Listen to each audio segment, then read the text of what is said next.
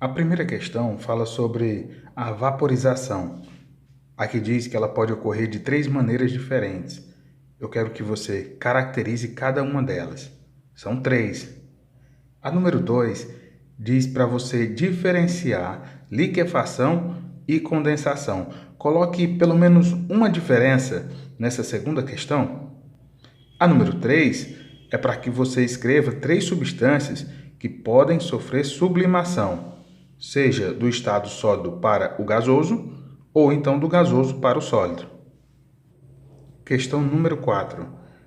Uma mesma substância pode ser encontrada em diferentes fases de agregação na natureza, ou seja, em diferentes estados físicos. E ao mesmo tempo, essa questão quer que você explique como isso é possível e dê um exemplo.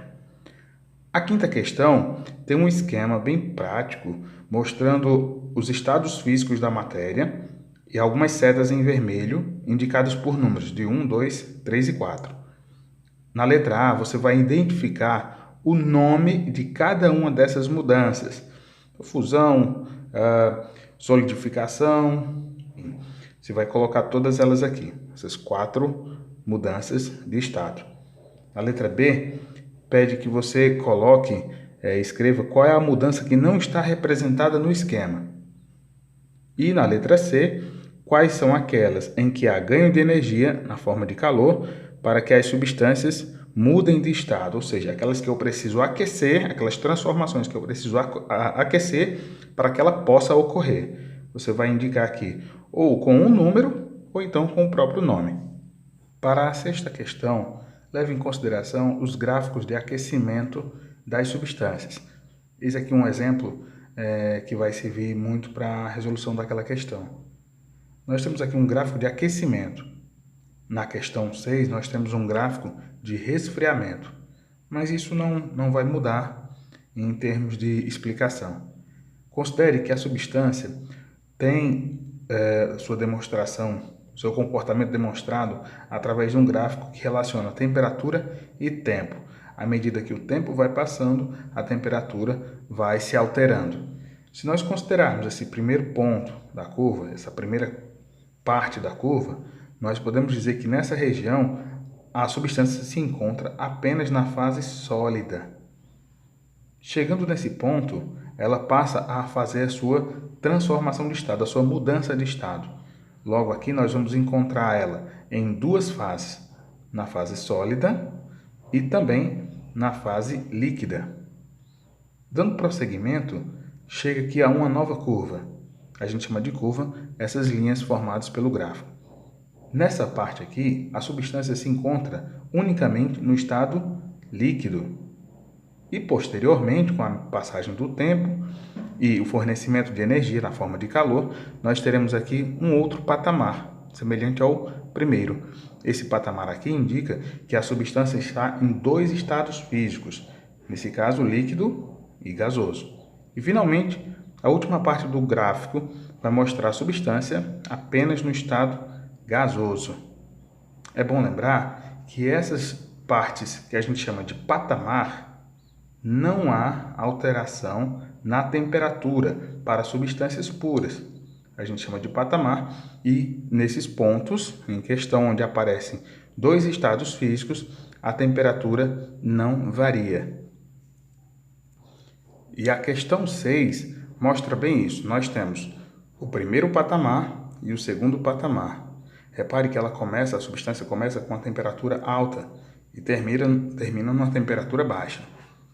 Você vai observar esse gráfico com muita atenção e vai marcar verdadeiro ou falso nesses parênteses, observando atentamente o enunciado de cada uma das opções. Para a resolução da sétima e da nona questão, considere este exemplo. Nós temos aqui uma tabela que relaciona os pontos de fusão, ponto de ebulição das substâncias X e Y, substâncias quaisquer.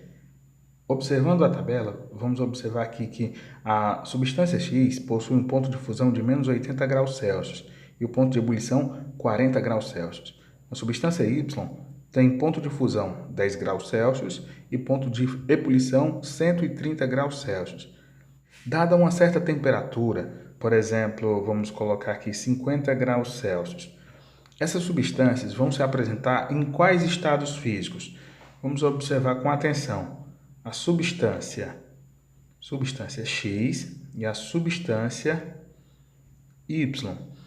Se a gente observar que a temperatura foi dada no enunciado 50 graus Celsius, vamos colocar ela em qual posição?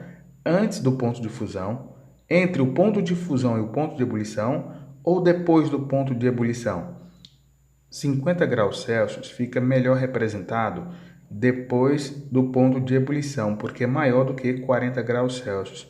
50 graus Celsius é maior do que 40 graus Celsius e, portanto, ficando depois do ponto de ebulição, nós temos o estado gasoso.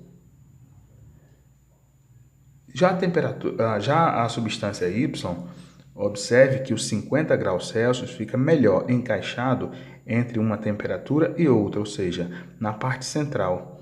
Ora, se ficar na parte central, nós dizemos que o estado físico é líquido.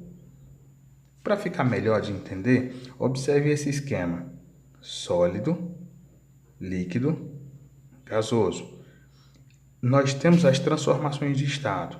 De uma mudança para outra, nós temos o ponto de fusão e o ponto de ebulição.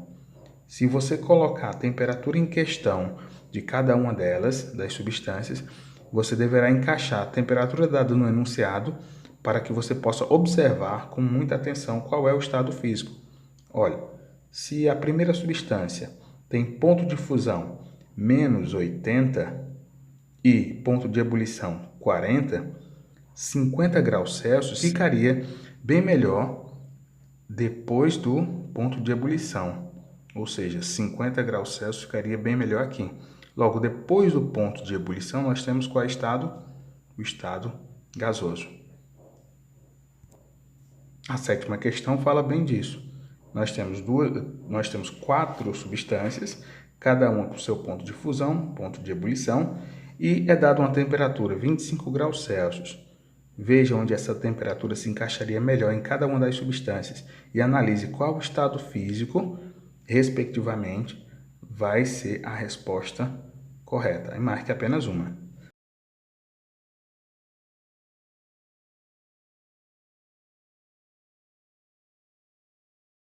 Na nona questão, ocorre algo muito semelhante.